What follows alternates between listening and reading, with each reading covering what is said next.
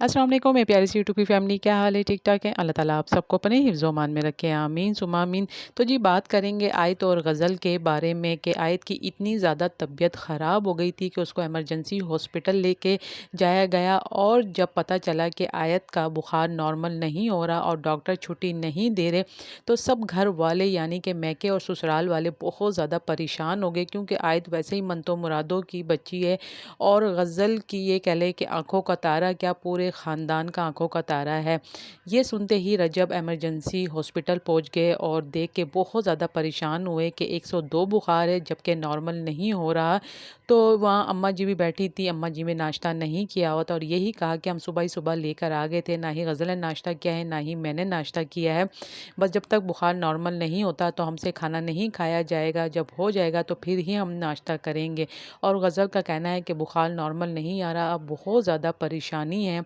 और ज़ाहिर-सी बात है रजब को भी देख के बहुत ज़्यादा परेशानी हुई और कहा कि तुम हॉस्पिटल में ही रहो और मैं वक़्तन-फ़वक़्तन चक्कर भी लगाता रहूँगा और फ़ोन भी करता रहूँगा, और मुझे लाज़मी बताना कि डॉक्टर क्या कह रहे हैं। और डॉक्टर से रजब ने मुलाकात भी की। तो बहरहाल रजब ये कहे कि अपने दोस्तों में आगे आगे अपना व्लॉग जारी किए रखा। लेकिन माशाल्लाह माशाल्लाह बहुत बड़ी खुशी की ख़बर है कि आयत की तबीयत ठीक हो गई है, बुखार नॉर्मल हो गया है और वो घर वापस आ गई है।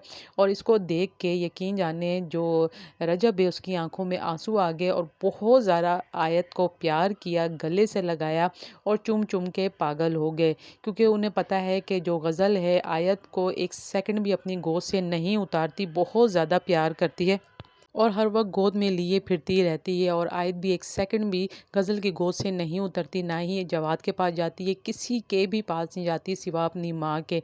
तो जाहिर सी बात है परेशानी का तो ये बाइस बन ही गई थी बुखार की वजह से। और शुक्र है अल्हम्दुलिल्लाह अब अपने घर आ गई है वापस। और ये कह लें कि रजब ने उसे गोदी में लेके बहुत ज़्यादा प्यार किया, इतना प्यार किया कि वो रो पड़ी दोबारा से और वो सांस रोक लेती है। और उसके बाद फिर रजब ने उसको बातों में हंसी मजाक में लगाया, यहाँ तक कि अम्मा जी भी ने भी कह दिया कि सब दुआएं करें आयत के लिए। और बहुत ज़्यादा ऐसे भी लोग हैं जो बुरे बुरे अल्फाज निकालते हैं आयत के लिए, तो हमारे दिल में खौफ और डर बैठ गया। यकीन जाने बच्ची है छोटी, इसका क्या कसूर है, और इसको भी टारगेट करते हैं अम्मा जी ने। यहाँ तक कि मिनसा फैमिली व्लॉग में भी कहा कि आप लोगों से गुजारिश है कि आयत के लिए दुआ करें कि वो ठीक हो जाए, हम सब बहुत ज़्यादा परेशान हैं, इस बच्ची का क्या कसूर है, इसने किसी का क्या ही बिगाड़ा है।